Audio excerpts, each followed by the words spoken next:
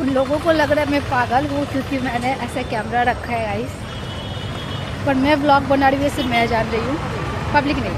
और ये फ्लावर्स मुझे अच्छे लग रहे हैं, फ्लावर शॉप मुझे अच्छे लगते हैं, जैसे ये हिंदुस्तान फ्रूट्स हैं।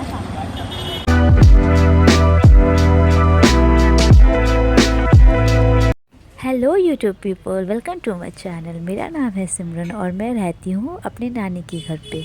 न्यू ईयर से मैंने एक चैलेंज स्टार्ट की थी 100 डेज़ डेली व्लॉग का। आज है डे 8 और आज का दिन काफ़ी स्पेशल होने वाली है क्योंकि हम जा रहे हैं एग्जीबिशंस एक्सप्लोर करने।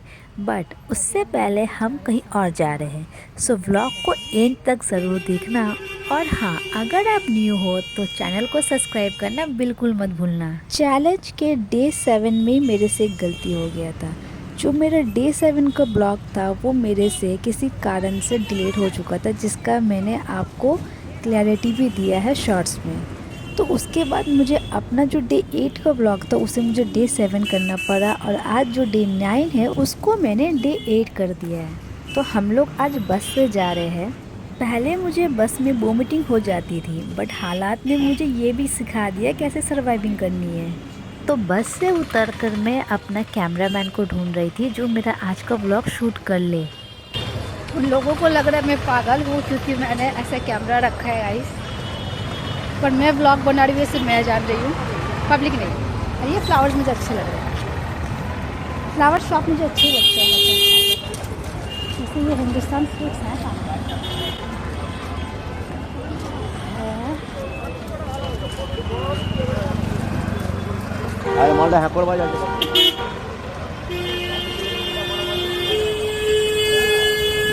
कहते हैं जिसने किए शर्म उसके फूटे करम। पर शर्म तो आ रही है बट कुछ कर नहीं सकते। मैंने ये चैलेंज लिया है, इसे कंप्लीट तो करके ही रहूँगी।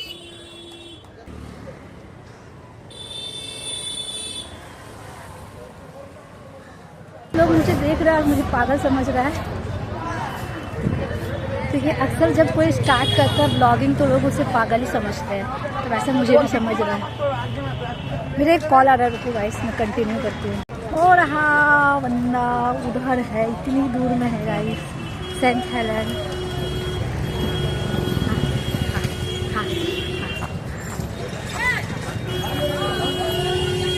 गाड़ी, चलो तो सेंट हेलन आ गया, अब हम चलते हैं। मेरा जो कैमरामैन है उसका फैमिली बहुत ही स्ट्रिक्ट है और वो लोग सोशल मीडिया यूज़ नहीं करने देते हैं, इसलिए मैंने उसका फेस रिवील नहीं किया है। पर वो चाहता है कि मैं लाइफ पे बहुत आगे जाऊँ।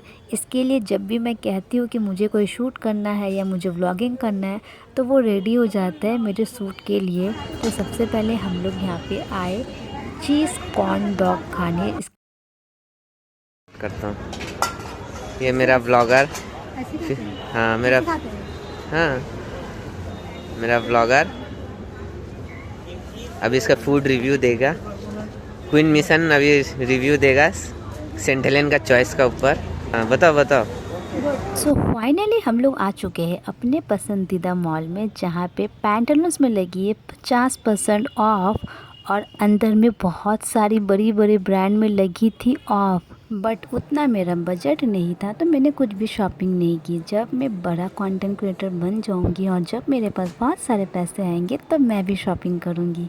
अभी के लिए मेरे इतना ही बजट है कि मैं यहाँ से चिकन बर्गर खा लूँ। और यहाँ भी मैं डिस्काउंट खोज रही थी कि कुछ मुझे डिस्काउंट मिल जाए। यार हम लोग लोअर मिडिल क्लास है, कहाँ से ले हम गुच्ची जैसे अरमानी जैसे ब्रांड। मुझे तो आईफोन चाहिए, गुच्ची चाहिए, अरमानी चाहिए, थार चाहिए, बड़ी फ्लैट चाहिए। पता नहीं इतने सारे पैसे आएंगे कहाँ से। लगता है किडनी बेचनी होगी मुझे। खाते खाते यही सोच रही थी मैं। पर किडनी के बिना मैं जिंदा कैसे रहूँगी। लगता है किसी और की किडनी बेचनी होगी मुझे। चलो आप लोग को सुनाती हूँ बिजनेसमैन के दिमाग में क्या चल रहा होता है। अगर हम लोग वही 20,000 बस समझ के हम लोग EMI 70,000 बनता है। हम लोग बैंक को 20,000 एक्स्ट्रा फेंकेगा ना तो लोन जल्दी करता हूँ।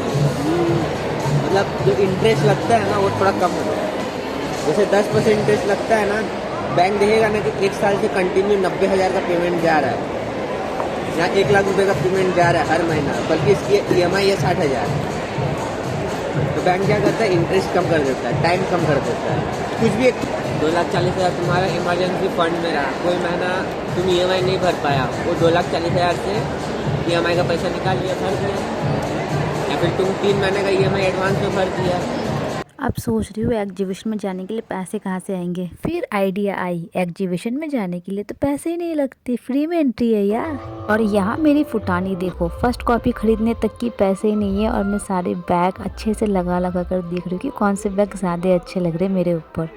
और यहाँ तो हद हो गई, मैं जैसे बैग टच करने गई और बैग का वो हैंडल टूट गया, तो वापस मैंने उसे वैसे ही रख दिया। यार जहाँ छूती हूँ वहाँ कुछ ना कुछ गड़बड़ होती ही होती है। मैं डर गई कहीं मुझे पेमेंट ना करना पड़े, क्योंकि मेरे पास बैग में एक फुट्टी कौड़ी नहीं है। मैं तो पैदल पैदल ही आ चुकी थी यहाँ पे।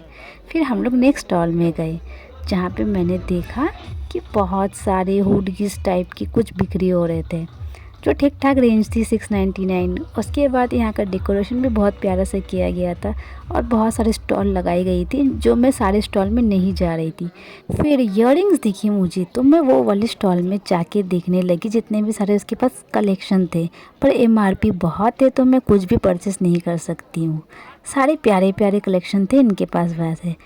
और इसी बीच में दूसरे स्टॉल में जब गई तो मैंने देखा है एक कंटेंट क्रिएटर है जिसका नाम प्रीति सरकार है, वो भी कोलकाता से है और उनका खुद का ब्रांड है। उन्होंने अपनी हुडी ब्रांड का स्टॉल लगाया था और यहाँ मॉडलिंग सिलेक्शन की फॉर्म भी मिल रही थी, जो बहुत सारे लोगों ने फिल भी किया है।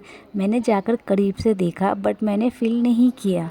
उसके बाद मैं चले गई वो कंटेंट क्रिएटर के पास। जाकर मैंने देखा कि बहुत ही प्यारी थी और बहुत ही हम्बल थी, सबके साथ फ़ोटो वगैरह खिंचा ही रही थी वो। उसको देखकर मैं बहुत इंस्पायर हो रही थी, क्योंकि मैं भी ऐसे जर्नी स्टार्ट की हूँ जैसे ये अपना जर्नी स्टार्ट की थी। ये भी ज़ीरो से स्टार्ट की अपना जर्नी, आज ये इतना सक्सेसफुल हो चुकी है, कल मैं भी हो जाऊँगी। इसके साथ मैंने एक फ़ोटो भी खिंचाई, मुझे इससे मिलकर बहुत ही अच्छा लगा। फिर वहाँ से हम लोग निकल गए और जाकर देखा रैंप वॉक। वहाँ पे अच्छे खासे सॉन्ग्स वगैरह बज रहे थे, मैंने थोड़ा सा एक्ट किया। उसके बाद हम लोग वहाँ से निकल गए क्योंकि रात बहुत ज़्यादा हो चुकी थी। फिर हम लोग गए स्टारबक्स, क्योंकि मैं कॉफ़ी लवर हूँ और कॉफ़ी के बिना मेरा दिन कंप्लीट नहीं होती है। सच बोलूँ तो ऐसा मोमेंट मुझे डायरेक्शन देती है कि मैं सही जा रही हूँ। तो इसी के साथ मेरा 100 डे ऑफ चैलेंज का 1 मोर डे वॉज कंप्लीट। मिलते हैं कल नेक्स्ट ब्लॉग पे। अगर मेरे ब्लॉग अच्छे लगे और मुझे सपोर्ट करना चाहो तो एक सब्सक्राइब कर देना। अगर आपको स्ट्रगल जर्नी पसंद आए तो एक सब्सक्राइब ज़रूर करना, क्योंकि ये व्लॉग नहीं है, पूरी